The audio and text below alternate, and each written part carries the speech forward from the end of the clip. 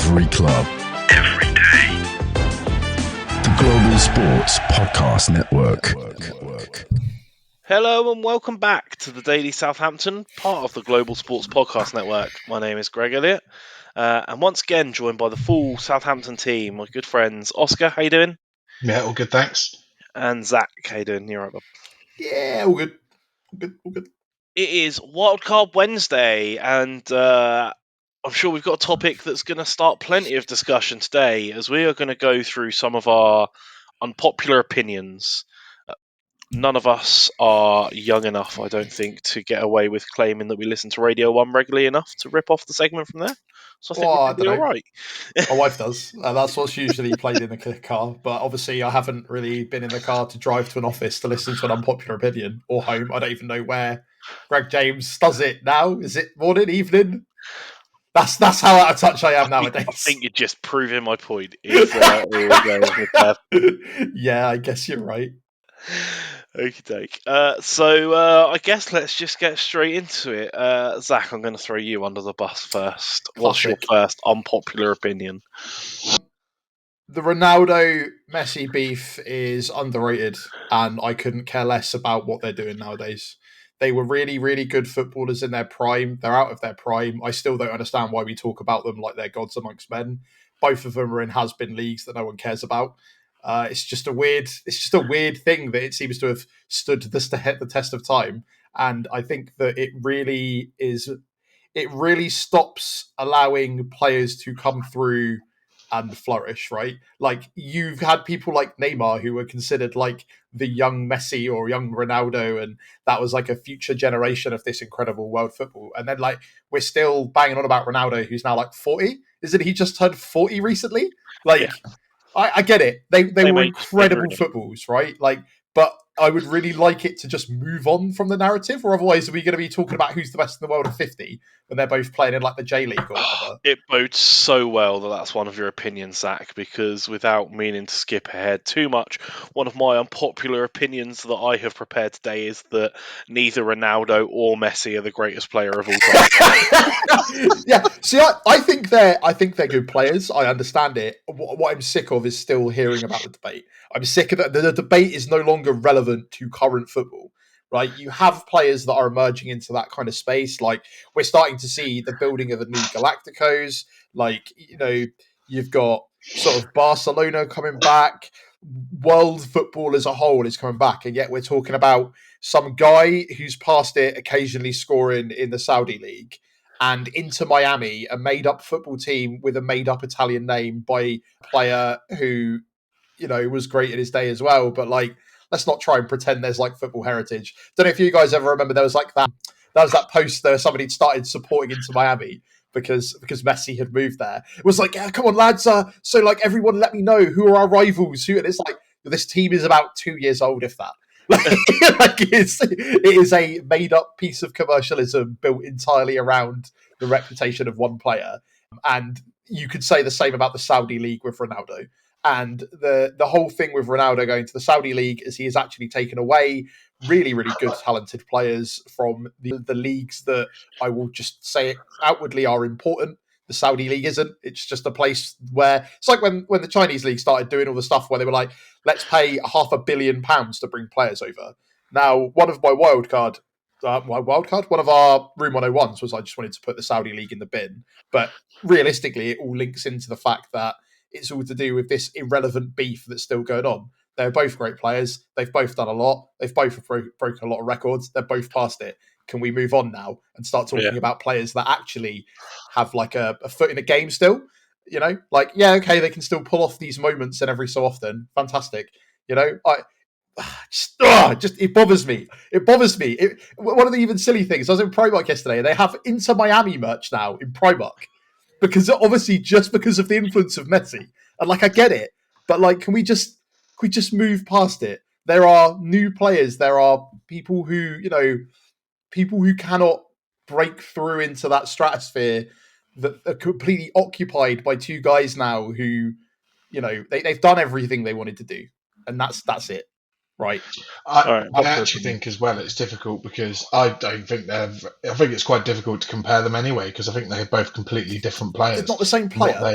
they It's so weird. no, They are both outstanding and arguably the best in that period of time at what they brought to the table. It's just that what they brought to the table was completely different. Yeah. But yeah, continuing to dominate our thoughts as making it into both of our lists, Zach, is fantastic. I'm enjoying it. Okay, Oscar, you're up next. What is your unpopular opinion? my unpopular opinion, my first unpopular opinion, is that the Super League would have actually been a good thing.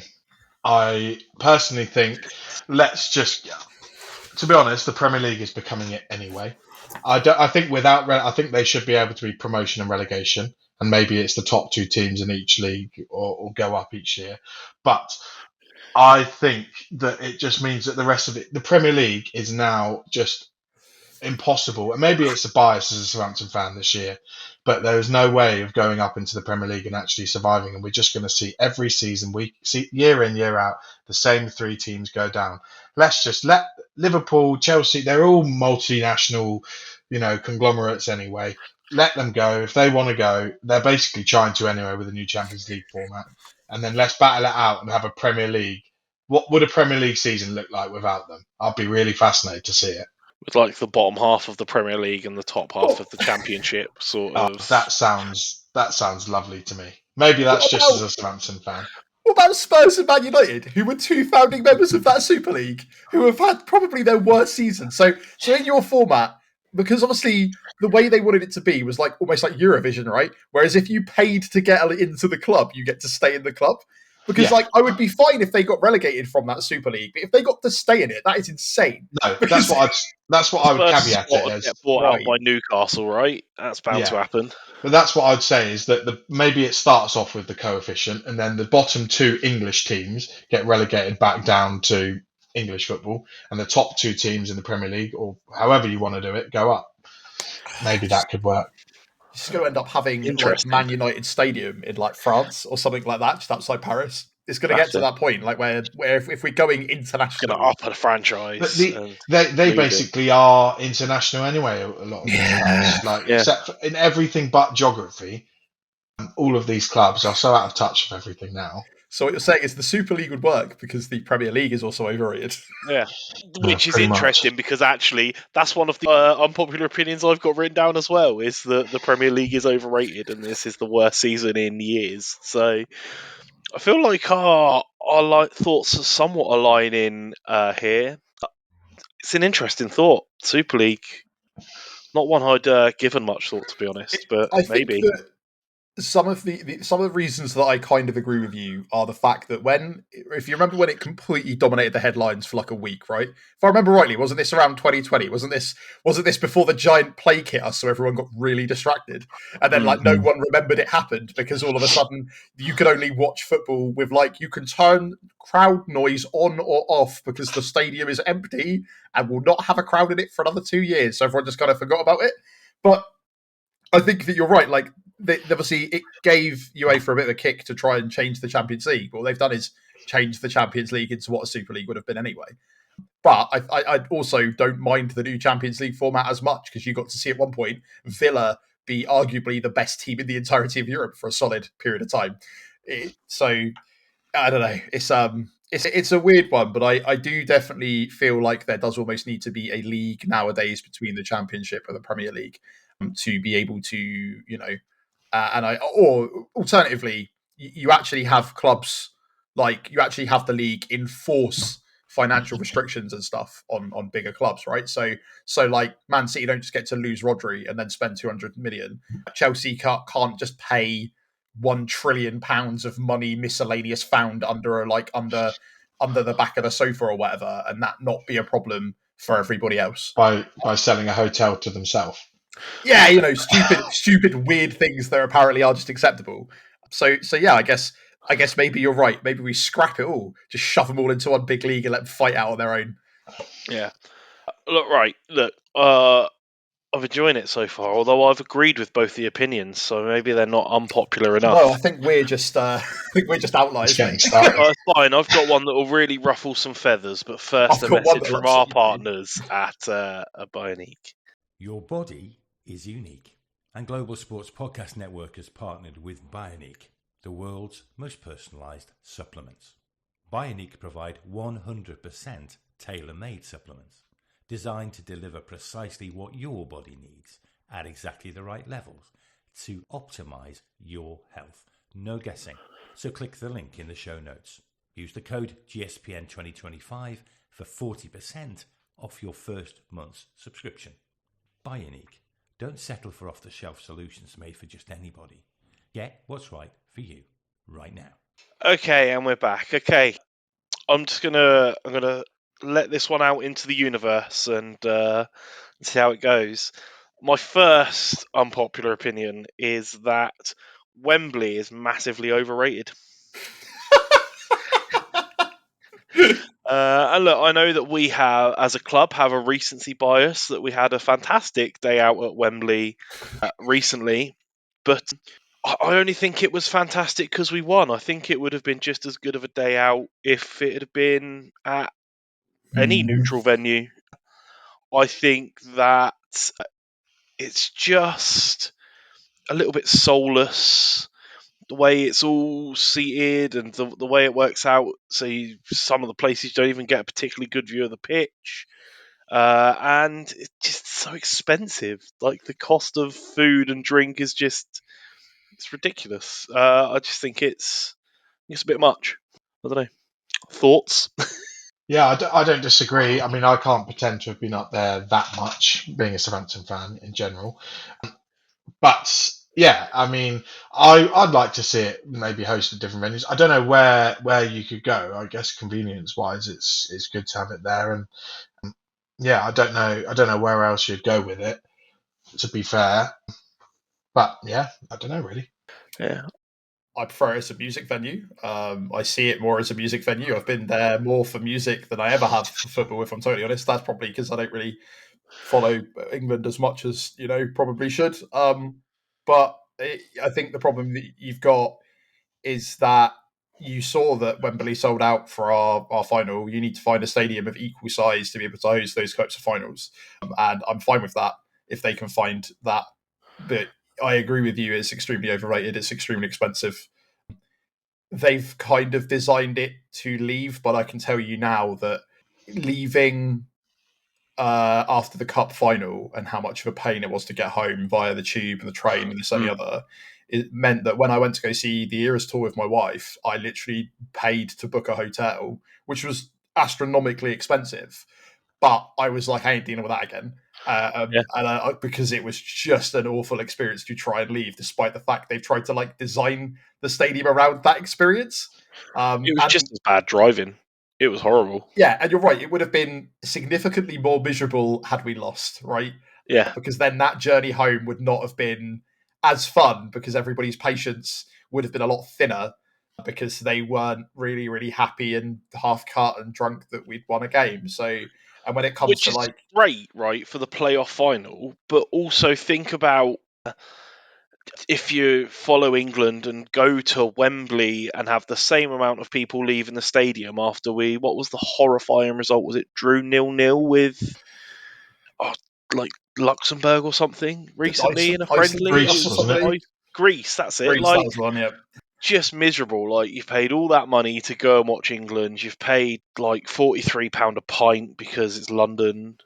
It's just ludicrous. To be honest, the experiences I've had at Wembley, I didn't go to the playoffs final. I had a ticket and had already booked to go to Mallorca.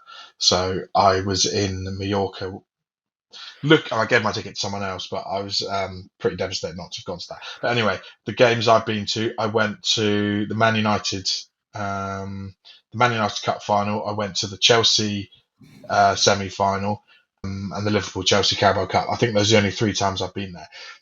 After the Man United game in particular, it's the same as what you're saying. You're walking back down Wembley Way in a long, slow funeral trudge. Everyone upset. And then what really irritated me is that we left before Man United lifted the trophy.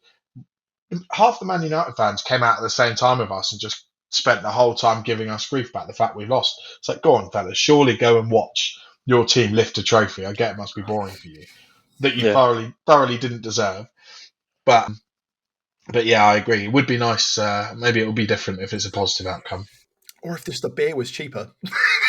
Yeah. If I could eat more and drink more without having to fork out my life savings, I probably would have a nicer time. Yeah.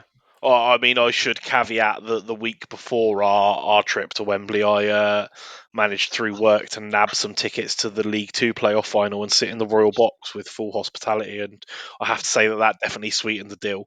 Bit of a different experience, that, though, isn't it, mate? Was there anyone else in there?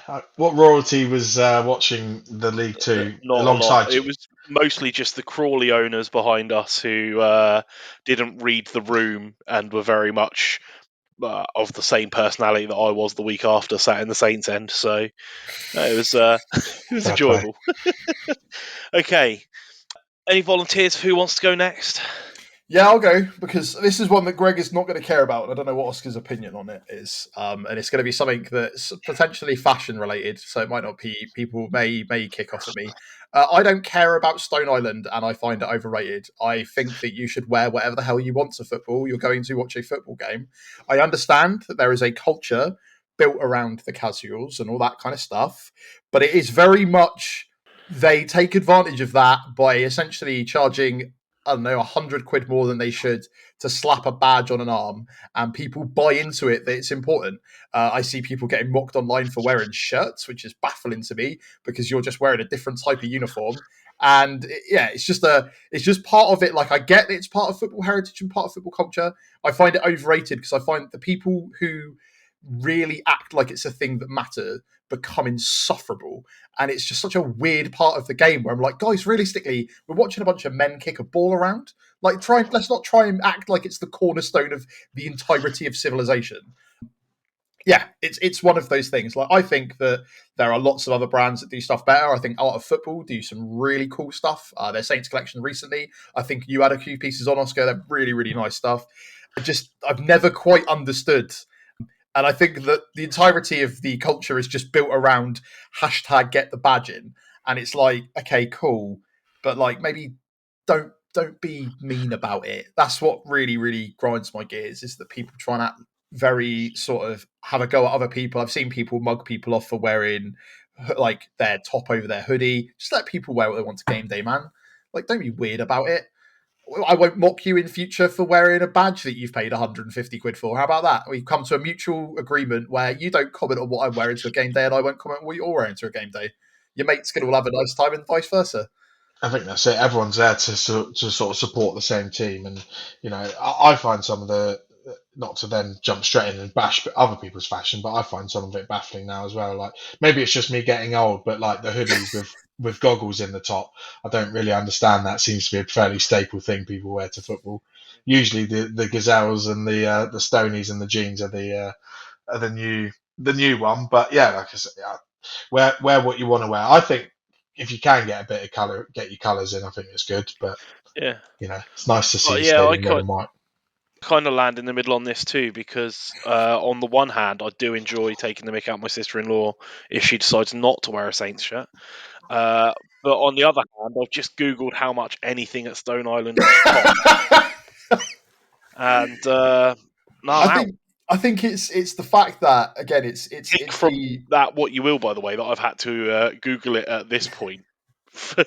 I think it's the weird superiority complex that people get, and I'm like, well, to be honest, you've not spent any more than you'd have to end up spending like 80 quid on a replica shirt nowadays, and some people don't have the money to buy that and might wear their Saint shirts from times gone by. Some people like collecting them. I just think I have a very live and let live policy when it comes to that stuff, but you can see sometimes how like angry those people get, and then they act like it's such a key part of like the match day. And I understand that fashion for some people is important, right?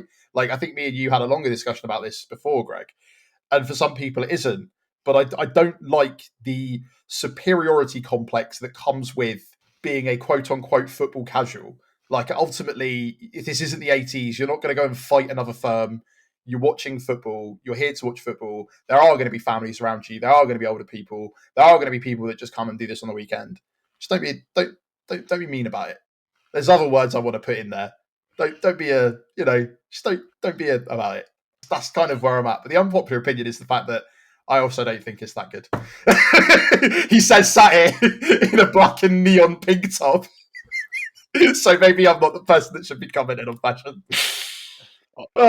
I definitely ain't. So let's swiftly move on. Okay, before we head into our last thoughts, then time for a message from our partners at Zencastr. Here at the Global Sports Podcast Network, we spent a lot of time selecting our delivery platform, and Zencastr came out the clear winner. With 4K video recording from your phone and AI editing that automatically removes all those ums and ahs, it's super easy to start a podcast that sounds great and is delivered efficiently.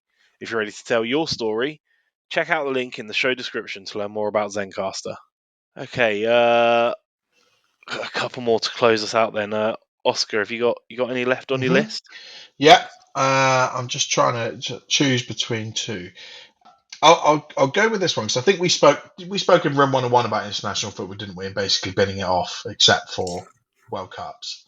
That would have been one of them because I completely agree with that. But I couldn't remember if we had spoken about it. Okay, this one could get a little bit of heat for this one, and probably been spoken about quite a lot. I am completely for VAR, even despite all of the stuff we've had.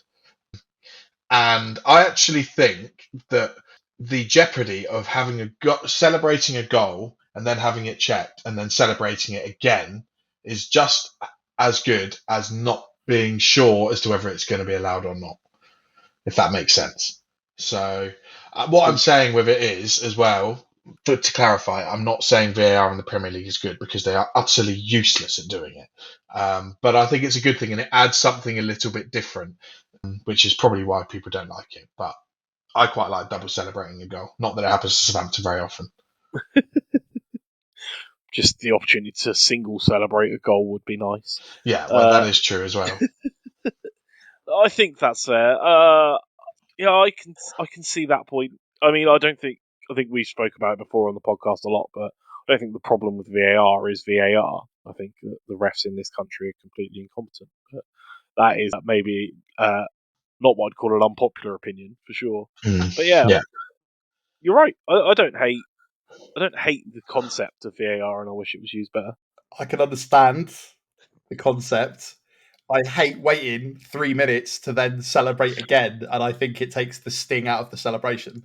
It's nice to celebrate something twice, but it is ruined the magical moment when a goal goes in, and then that changes the game. You got to sit and wait. If they can speed it up so I can still be off of the buzz of the fact that I've just celebrated, sure.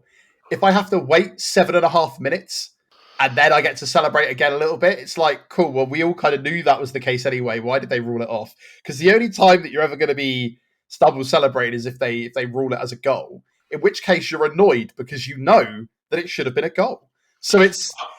But also, if you've conceded a goal, and then also there's not something that happens to Southampton that often, you've conceded a goal, you sat there and were like, oh, God, not again, and then it gets disallowed, and then there's a celebration there. So we've had a net gain on celebrations. But yes, I agree. If they could maybe make it not take 20 minutes per decision, that would be grand. And also still not get things wrong, having double checked them. Yeah. Yeah, what you're saying is it would be good if it worked.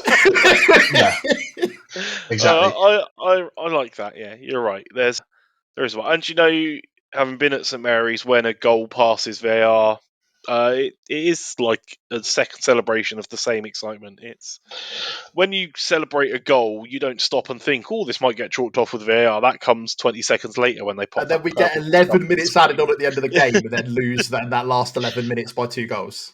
I'm actually genuinely curious with this, and I'm not sure if it's happened this season because this is the first, or maybe this is the first season we've had VAR and the goal music, right? Have we had a goal reinstated from VAR? And do they play the music again out of interest? I don't think we've scored enough goals for that to have a case study. Yeah. We can't remember because we haven't scored enough goals at home to remember if that. Yeah. Yeah, I mean, exactly. genuinely, there was a point at the start of the season where I was running an over-under on if we were going to hear Zombie Nation before Christmas. So, like, Oh, it's harrowing time to be a Saints fan, isn't it? Good lord. right, okay. I guess I will bring us to a close with. I don't even know if this is an unpopular opinion, to be honest, but it is one that some of the problems we had, especially at the start of the season, that it springs to mind, and it's that I don't care if a goalkeeper is good with his feet. Let him be a You goalkeeper, wanted to right? stop goals, right? If his only kicking ability is that he manages to keep it in the field of play, but it's 84 yards up the pitch, just build the system around that. Like, I want him to stop the ball going in the net. This is on theme with your rant, I think, and probably you're firing at the same person, because I think there's a certain individual that's responsible for this, a certain Yeah. manager of Man City. Pep Guardiola ruining football again for goalkeepers and outfield players alike. Isn't this why De Gea got let go from Manchester United? Because they wanted to bring in like a ball-playing, good with his feet goalkeeper. So they brought in Onana and let him go, and then he was without And a how club that for a played year. out is exactly why it's a problem. Yeah, Like, it's really weird to me to make the almost goalkeeper the focal point of your entire team, and we've seen what's happened with doing it this year with Ramsdale. Whilst it's lovely to have had Ramsdale, maybe if they'd spent more time actually checking if our attacking talent could score instead of picking a really good shot stopper, we would at least have a few extra goals on top of all the other goals we'd have conceded. Like, it's a catch-22, I get, but it is weird that seems to be the main focus is, oh, and he can play. Because you talked about before Bazunu, right? Could put a ball on a 10-piece piece, but like shot stopping last year, not great. And with England, Pickford is not England's best shot stopper. Don't get me wrong, Pickford's always played well for England, but for me, we've had much better all-round goalkeepers. Nick Pope springs to mind, but Pickford's always been chosen because he's good with his feet. It also then encourages that stale, static, Russell Martin-esque football and Gareth Southgate-esque football a lot at times. Whereas, if you play it back to Nick Pope and he can't play with his feet, then he's just going to shell it long. So, yeah, I mean, what I would say is, to slightly play devil's advocate, is that I think it has evolved a lot. And when you actually think about what a goalkeeper does in a game, how many times do they make a save? Let's not include Southampton in this because that skews the statistics. But how many times do they actually have to make a save versus how many times they touch the ball with their feet? So it is infinitely more important now, but it's gone too far the other way I'd say with Bazunu being a prime example where he wasn't, at least in the Premier League, a particularly good shot stopper, but was brought in because he's good with his feet. But we've then just completely ignored the other bit, which I know a lot of old school goalkeeper coaches that hate it. They hate the new age. I think it was when I remember one of them going on a furious 5-minute rant when it was Lloris against Pickford, England versus France, basically about how both of them were in that same ilk. So yeah, I think it is a fairly unpopular opinion, but I understand the other side of it as well, to be fair. yeah. Are we just old? Are we just aging? Is this what's happening? It seems that we just hate all of the current football. We're like, well, back in our day, and this is like, I'm starting to understand. Modern ideas. Like, damn football evolving. Damn the social media age that meaning that the Messi Ronaldo beef will go on forever. Damn Wembley with its big venue and having to stay up late to get home. You're right. So that's it. That's just about what we got time for today anyway. Thank you to listening to our episode, which maybe now I need to call Old Man Shouts at Cloud. We ain't even that old, mate. But I've had a great time. Zach, Oscar, thank you for joining me. Thanks everyone for listening. Let us know your unpopular opinions. Is there anything that we missed that you think would rile people up? Let us know in the comments. Let us know on the socials. We're on X, Blue Sky, YouTube, TikTok, Instagram, Facebook. Give us a shout. Let us know your unpopular opinions. We'll be back tomorrow with a crossover. But until then, we'll see you then. Every club, every day. The Global Sports Podcast Network.